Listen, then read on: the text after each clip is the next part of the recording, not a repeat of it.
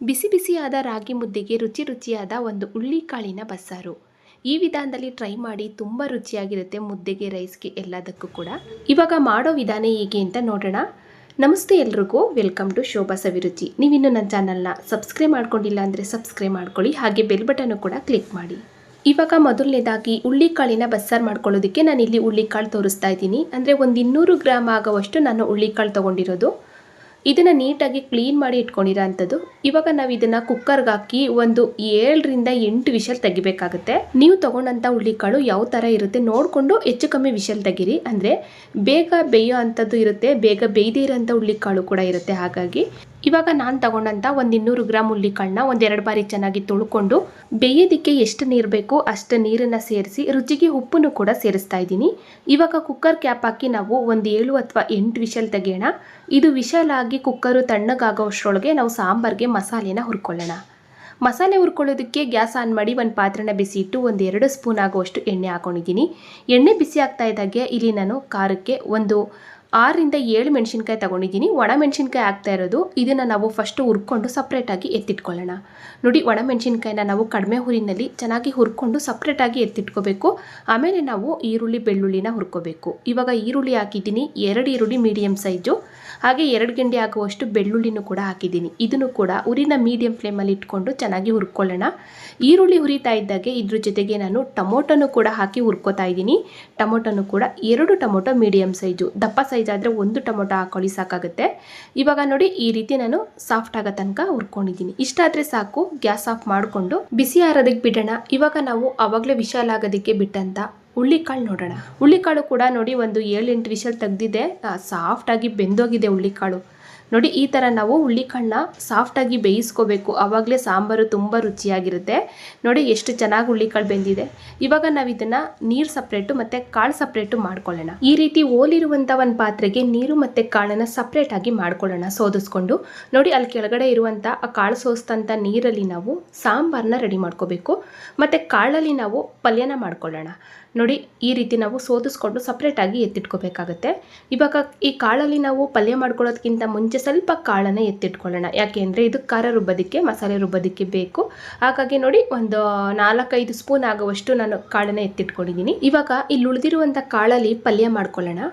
ಇವಾಗ ಈ ಕಾಳು ಮತ್ತು ನೀರನ್ನು ಹಾಗೆ ಒಂದು ಸೈಡಲ್ಲಿಟ್ಟು ಮಸಾಲೆನ ರುಬ್ಕೊಳ್ಳೋಣ. ಮಸಾಲೆ ರುಬ್ಕೊಳ್ಳೋದಕ್ಕೆ ನಾನು ಹುರಿದು ಬಿಟ್ಟಂಥ ಈರುಳ್ಳಿ, ಬೆಳ್ಳುಳ್ಳಿ, ಟೊಮೊಟೊ ಮತ್ತು ಮೆಣಸಿನ್ಕಾಯಿ ಬಿಸಿ ಆರಿದ್ಮೇಲೆ ಮಿಕ್ಸಿ ಜಾರ್ಗೆ ಹಾಕೋತಾ ಇದ್ದೀನಿ.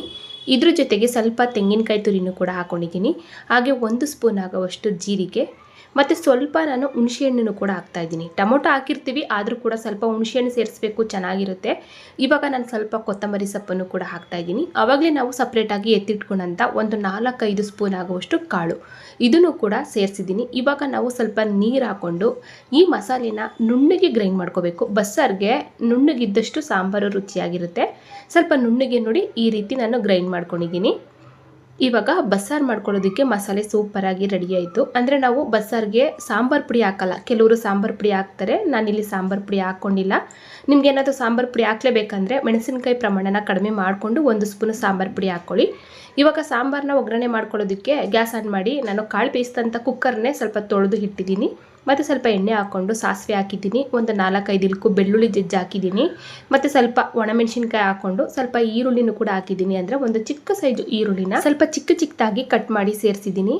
ಮತ್ತು ಇದ್ರ ಜೊತೆಗೆ ಸ್ವಲ್ಪ ಕರಿಬೇವಿನ ಸೊಪ್ಪನ್ನು ಕೂಡ ಹಾಕ್ಕೊಂಡು ಈರುಳ್ಳಿನ ಸ್ವಲ್ಪ ಫ್ರೈ ಮಾಡ್ಕೊಳ್ಳೋಣ. ಈರುಳ್ಳಿ ಫ್ರೈ ಆದಮೇಲೆ ನಾವು ಸಾಂಬಾರಿಗೆ ಅಂತ ರುಬ್ಬಿದಂಥ ಮಸಾಲೆನ ಒಂದು ಅರ್ಧ ಸೌಟಷ್ಟು ಹಾಕ್ಕೊಂಡು ಚೆನ್ನಾಗಿ ಫ್ರೈ ಮಾಡ್ಕೋಬೇಕು. ಈ ರೀತಿ ಮಾಡೋದ್ರಿಂದ ಸಾಂಬಾರಿಗೆ ಒಗ್ಗರಣೆ ಅನ್ನೋದು ಚೆನ್ನಾಗಿ ಸೆಟ್ ಆಗುತ್ತೆ ಅಂತ ಅಷ್ಟೇ. ನೋಡಿ, ಈ ರೀತಿ ಚೆನ್ನಾಗಿ ಮಿಕ್ಸ್ ಮಾಡ್ತಾ ಫ್ರೈ ಮಾಡಿಕೊಂಡು ಇವಾಗ ಇದಕ್ಕೆ ನಾವು ರುಬ್ಬಿದಂಥ ಮಸಾಲೆನ ಸೇರಿಸೋಣ. ಸಾಂಬಾರಿಗೆ ರುಬ್ಬಿದಂಥ ಮಸಾಲೆನ ಪೂರ್ತಿಯಾಗಿ ಸೇರಿಸ್ಕೊಂಡು ನೋಡಿ, ಜಸ್ಟ್ ಈ ರೀತಿ ಮಿಕ್ಸ್ ಮಾಡ್ಕೋಬೇಕಷ್ಟೇ. ಇದನ್ನೇನು ಫ್ರೈ ಮಾಡೋದೆಲ್ಲ ಏನು ಬೇಡ. ಈ ರೀತಿ ಚೆನ್ನಾಗಿ ಮಿಕ್ಸ್ ಮಾಡಿಕೊಂಡು ಇವಾಗ ಇದಕ್ಕೆ ಸ್ವಲ್ಪ ಮಿಕ್ಸಿ ತೊಳೆದ ನೀರು, ಹಾಗೆ ಸ್ವಲ್ಪ ಎಕ್ಸ್ಟ್ರಾ ನೀರನ್ನು ಹಾಕ್ಕೊಳ್ಳೋಣ. ಅಂದರೆ ಕಾಳು ಬೇಯಿಸಿದಂಥ ನೀರಿರುತ್ತೆ ನೋಡಿ, ಅದನ್ನು ನಾವು ಪೂರ್ತಿಯಾಗಿ ಸೇರಿಸ್ಕೋಬೇಕು. ಈ ಕಾಳು ಬೇಯಿಸಿದಂಥ ನೀರನ್ನು ಸ್ವಲ್ಪನೂ ಕೂಡ ವೇಸ್ಟ್ ಮಾಡಬಾರ್ದು. ಕಾಳು ಬೇಯಿಸಿದಂಥ ನೀರೇನಾದರೂ ಕಡಿಮೆ ಆದರೆ ಎಕ್ಸ್ಟ್ರಾ ಸ್ವಲ್ಪ ನಾರ್ಮಲ್ ವಾಟರ್ನ ಹಾಕ್ಕೊಂಡು ಸಾಂಬಾರನ್ನ ರೆಡಿ ಮಾಡ್ಕೊಳ್ಳಿ. ಇವಾಗ ರುಚಿಗೆ ಉಪ್ಪನ್ನು ಕೂಡ ಸೇರಿಸಿದ್ದೀನಿ. ಮತ್ತು ನೀರು ಸೇರಿಸಿದಾಯಿತು, ರುಚಿಗೆ ಉಪ್ಪನ್ನು ಕೂಡ ಸೇರಿಸಿದಾಯಿತು. ಚೆನ್ನಾಗಿ ಒಂದು ಸಲ ಮಿಕ್ಸ್ ಮಾಡಿಕೊಂಡು ಸಾಂಬಾರನ್ನ ನಾವು 1-2 ಕುದಿ ಬೇಯಿಸ್ಕೊಂಡ್ರೆ ಸಾಕು. ತುಂಬ ಹೊತ್ತೇನು ಬೇಯಿಸೋದು ಬೇಡ. ಒಂದೆರಡು ಕುದಿ ಬೇಯಿಸ್ಕೊಳ್ಳೋಣ. ಚೆನ್ನಾಗಿ ಒಂದ್ಸಲ ಮಿಕ್ಸ್ ಮಾಡಿಕೊಂಡು ನೋಡಿ ಸಾಂಬಾರನ್ನ ಈ ರೀತಿ ನಾನು ರೆಡಿ ಮಾಡ್ಕೊಂಡಿದ್ದೀನಿ. ಇವಾಗ ಸಾಂಬಾರು ಬೇಯ್ತಾ ಇರಲಿ, ಹಾಗೆ ಮುಚ್ಚಿಟ್ಬಿಟ್ಟು ಕಾಳು ಪಲ್ಯನ ರೆಡಿ ಮಾಡ್ಕೊಳ್ಳೋಣ. ಪಲ್ಯ ರೆಡಿ ಮಾಡ್ಕೊಳ್ಳೋದಕ್ಕೆ ಗ್ಯಾಸ್ ಆನ್ ಮಾಡಿ ಒಂದು ಪಾತ್ರೆನ ಬಿಸಿ ಇಟ್ಟು 1-2 ಸ್ಪೂನ್ ಎಣ್ಣೆ ಹಾಕ್ಕೊಂಡಿದ್ದೀನಿ. ಎಣ್ಣೆ ಬಿಸಿ ಆಗ್ತಾ ಇದ್ದಾಗೆ ಈರುಳ್ಳಿ ಹಾಕಿದ್ದೀನಿ. ಚಿಕ್ಕದು 2 ಈರುಳ್ಳಿನ ಕಟ್ ಮಾಡಿ ಸೇರಿಸಿದ್ದೀನಿ. ಹಾಗೆ ಒಂದು 4 ತುಂಡು ಒಣಗಿದ ಮೆಣಸಿನ್ಕಾಯಿ, ಸ್ವಲ್ಪ ಹಸಿ ಕರಿಬೇವಿನ ಎಲೆಗಳನ್ನ ಹಾಕ್ಕೊಂಡು ಈರುಳ್ಳಿನ ಚೆನ್ನಾಗಿ ಫ್ರೈ ಮಾಡ್ಕೊಳ್ಳೋಣ. ಈರುಳ್ಳಿ ನೋಡಿ ಈ ರೀತಿ ಚೆನ್ನಾಗಿ ಫ್ರೈ ಆಗ್ತಾ ಇದ್ದಾಗೆ ಸ್ವಲ್ಪ ನಾವು ಉಪ್ಪು ಹಾಕ್ಕೊಳ್ಳೋಣ. ಉಪ್ಪು ಹಾಕೋದ್ರಿಂದ ಈರುಳ್ಳಿ ಬೇಗ ಫ್ರೈ ಆಗುತ್ತೆ. ಉಪ್ಪನ್ನ ಸ್ವಲ್ಪ ನೋಡಿಕೊಂಡು ಸ್ವಲ್ಪ ಕಡಿಮೆನೇ ಸೇರಿಸ್ಕೊಳ್ಳಿ, ಯಾಕೆಂದರೆ ಕಾಳಿಗೂ ಕೂಡ ನಾವು ಉಪ್ಪು ಹಾಕಿ ಬೇಯಿಸಿಟ್ಕೊಂಡಿರ್ತೀವಿ. ಹಾಗಾಗಿ ಈರುಳ್ಳಿಗೆ ಎಷ್ಟು ಉಪ್ಪು ಬೇಕೋ ಅಷ್ಟು ಉಪ್ಪು ಮಾತ್ರ ನಾವು ಹಾಕ್ಕೊಂಡು ಫ್ರೈ ಮಾಡ್ಕೊಳ್ಳೋಣ. ಇವಾಗ ಸ್ವಲ್ಪ ತೆಂಗಿನಕಾಯಿ ತುರಿನೂ ಕೂಡ ಹಾಕಿದ್ದೀನಿ. ಈ ಹುಳ್ಳಿಕಾಳು ಪಲ್ಯ ಮತ್ತು ಯಾವುದೇ ಥರ ಪಲ್ಯ ಆಗ್ಬೋದು, ತೆಂಗಿನಕಾಯಿ ತುರಿ ಹಾಕಲೇಬೇಕು, ಆವಾಗಲೇ ಚೆನ್ನಾಗಿರೋದು. ಸ್ವಲ್ಪ ತೆಂಗಿನಕಾಯಿ ತುರಿ ಹಾಕ್ಕೊಂಡು ನೋಡಿ ಜಸ್ಟ್ ಈ ರೀತಿ ಚೆನ್ನಾಗಿ ಮಿಕ್ಸ್ ಮಾಡಿಕೊಂಡು ಇವಾಗ ನಾವು ಆವಾಗಲೇ ಬೇಯಿಸಿ ಸೋದಿಸಿ ಇಟ್ಕೊಂಡಂಥ ಹುಳ್ಳಿಕಾಳನ್ನ ಹಾಕಿ ಚೆನ್ನಾಗಿ ಮಿಕ್ಸ್ ಮಾಡ್ಕೋಬೇಕು. ಇಷ್ಟೇ, ತುಂಬ ಸಿಂಪಲ್ಲಾಗಿರುತ್ತೆ. ಸಾರಾಗ್ಬೋದು ಮತ್ತು ಹುಳ್ಳಿಕಾಳು ಪಲ್ಯ ಆಗ್ಬೋದು, ಅಷ್ಟೇ ರುಚಿಯಾಗೋ ಕೂಡ ಇರುತ್ತೆ. ನೋಡಿ ಇಷ್ಟೇ, ಚೆನ್ನಾಗಿ ಮಿಕ್ಸ್ ಮಾಡಿಕೊಂಡ್ರೆ ಸೂಪರಾಗಿ ಹುಳ್ಳಿಕಾಳು ಪಲ್ಯ ರೆಡಿಯಾಯಿತು. ಇವಾಗ ಇದನ್ನು ಮುಚ್ಚಿ ನಾವು ಹಾಗೆ ಒಂದು ಸೈಡಲ್ಲಿ ಇಡೋಣ. ಬೇಯ್ತಾ ಇರುವಂಥ ಸಾಂಬಾರು ನೋಡೋಣ. ಸಾಂಬಾರು ಕೂಡ ನೋಡಿ ಹದವಾಗಿ ಬೆಂದಿದೆ. ಕಡಿಮೆ ಹುರಿ ಮಾಡಿ ಮುಚ್ಚಿ ಬಿಟ್ಟಿದ್ದೆ. ತುಂಬ ಬೇಯಿಸ್ಕೋಬಾರ್ದು ಬಸ್ಸಾರನ್ನ, ಟೇಸ್ಟ್ ಕಡಿಮೆ ಆಗುತ್ತೆ. 1-2 ಕುದಿ ಕುದ್ರೆ ಸಾಕು, ಯಾಕೆಂದರೆ ಕಾಳು ಮತ್ತು ಎಲ್ಲ ಪದಾರ್ಥನೂ ಹುರಿದಾಕಿರ್ತೀವಿ, ಹಾಗಾಗಿ ತುಂಬ ಹೊತ್ತು ಬೇಯಿಸ್ಕೊಳ್ಳೋ ಆಗಿಲ್ಲ. ನೋಡಿ ಇಷ್ಟೇ, ಇದು ತುಂಬ ರುಚಿಯಾಗಿ ಹುಳ್ಳಿಕಾಳು ಬಸ್ಸಾರು ರೆಡಿಯಾಯಿತು.